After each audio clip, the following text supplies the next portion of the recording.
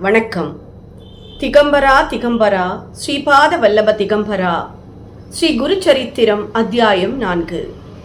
நாமதாரகன் சித்தயோகியிடம் ஸ்ரீ ஹரியின் அவதாரங்களில் மிக முக்கியமான என்றும் மறையாத அவதாரமான தத்தாத்திரேயரை பற்றி கூறுமாறு அன்போடு வேண்டினான்.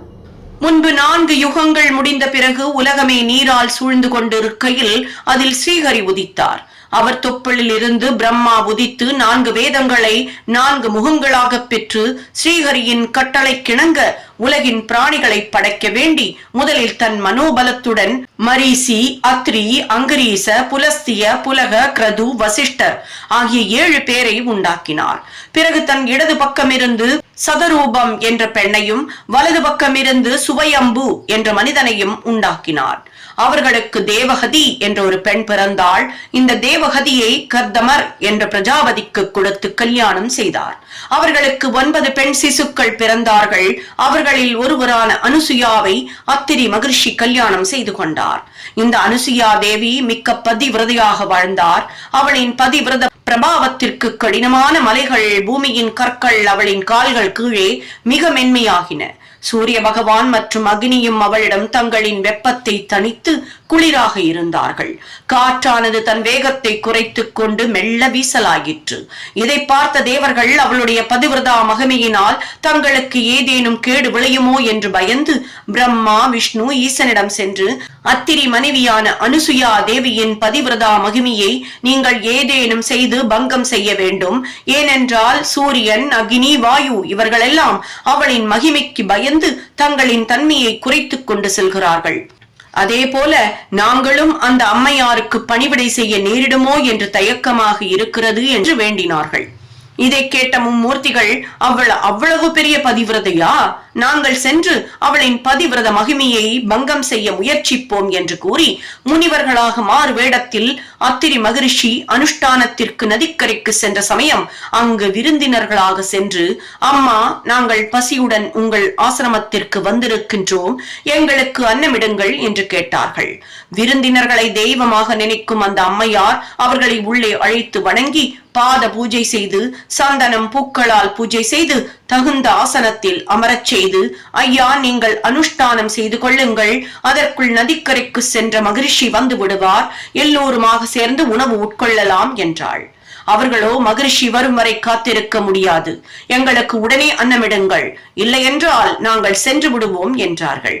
வீட்டிற்கு வந்த விருந்தினர் சாப்பிடாமல் திரும்பி சென்றால் அது மிகப்பெரிய பாவமாகும்.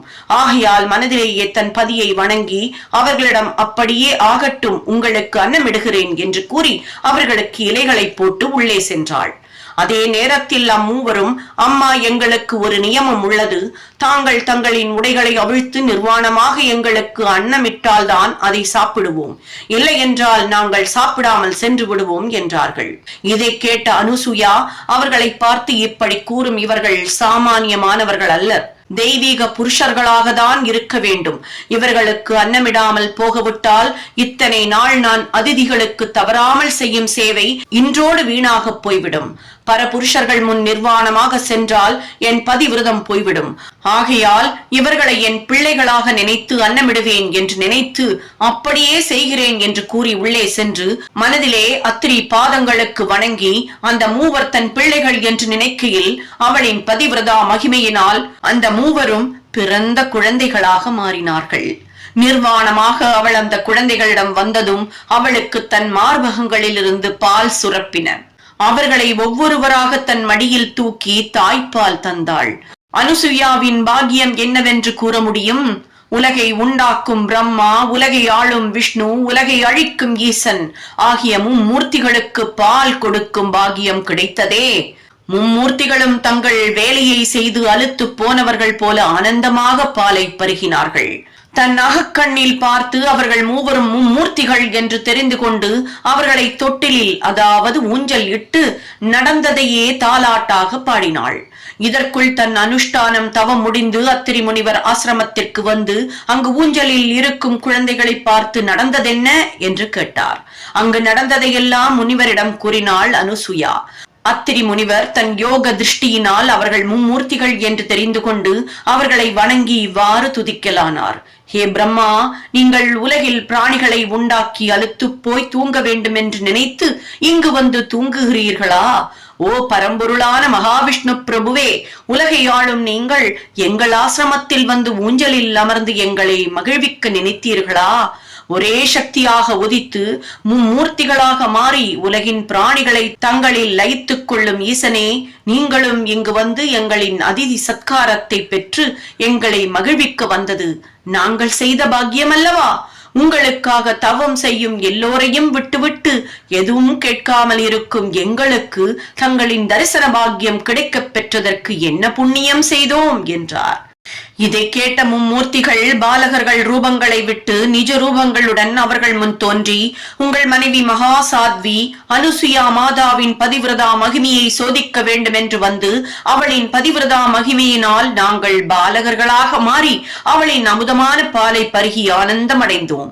ஆகையால் உங்களுக்கு என்ன வரம் வேண்டுமோ கேளுங்கள், தருகிறோம் என்றார்கள். உடனே அந்த அம்மையார், நீங்கள் என் குழந்தைகளாக மாறி என் பாலை அருந்தினீர்கள், அது அப்படியே உண்மையாக வரம் கொடுங்கள் என்று வேண்டினாள்.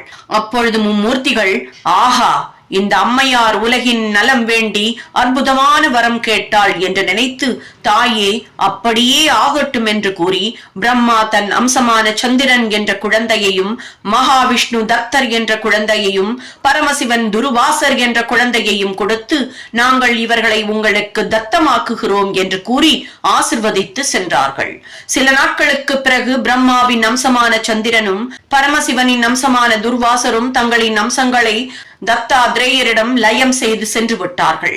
அன்று முதல் தத்தாத்ரேயர் மும்மூர்த்திகளின் அம்சங்களை பெற்று அவர்களின் ரூபங்களுடன் குருவின் பாரம்பரியத்தை ஆரம்பித்தார். ஸ்ரீ மகாவிஷ்ணு எடுத்த அவதாரங்களான மத்சய, வராக, ராம, கிருஷ்ண முதலானவை தாங்கள் அவதாரம் எடுப்பதற்கு காரணமான பணியை முடித்தவுடன் தங்களின் சரீரங்களை துறந்துவிட்டு வைகுண்டத்திற்கு சென்றார்கள். ஆனால் தத்தாத்ரேயர் அப்படி அல்லாமல் இந்த உலகம் இருக்கும் வரையில் பூமியில் இருந்து கொண்டு தன்னை நாடி வரும் தன் பக்தர்களை காப்பாற்றிக் கொண்டிருக்கிறார். அவர் இன்னும் பல ரூபங்களாக இந்த உலகில் தோன்றிக் கொண்டிருக்கிறார். பிற யுகங்களில் யாகம், தவம் முதலியவை செய்து பெறக்கூடிய புண்ணியமும் மோட்சமும் கலியுகத்தில் ஸ்ரீ குருவை வணங்கி ஆராதனை செய்வதாலேயே நமக்கு கிடைக்கப் பெற்றது சந்தோஷமானது. நாமதாரகன் தத்தாத்ரேயரின் அவதாரம் பற்றி கேட்டு அந்த அம்மையார் அனுசுயாவின் கருணையினால் மானிடர்களுக்கு குரு பரம்பரையும் என்னை போல அறியாதவர்களுக்கு உங்களை போன்ற குருவும் கிடைத்தது மிக்க சந்தோஷமானது. மேலும் குருவின் மறு அவதாரங்களையும் அவர்களின் மகிமைகளையும் தெரிந்து கொள்ள ஆவலாக உள்ளேன், தயவு செய்து கூறுங்கள் என்று வேண்டினான். அவதூத சிந்தன ஸ்ரீ குருதேவ தத்தா.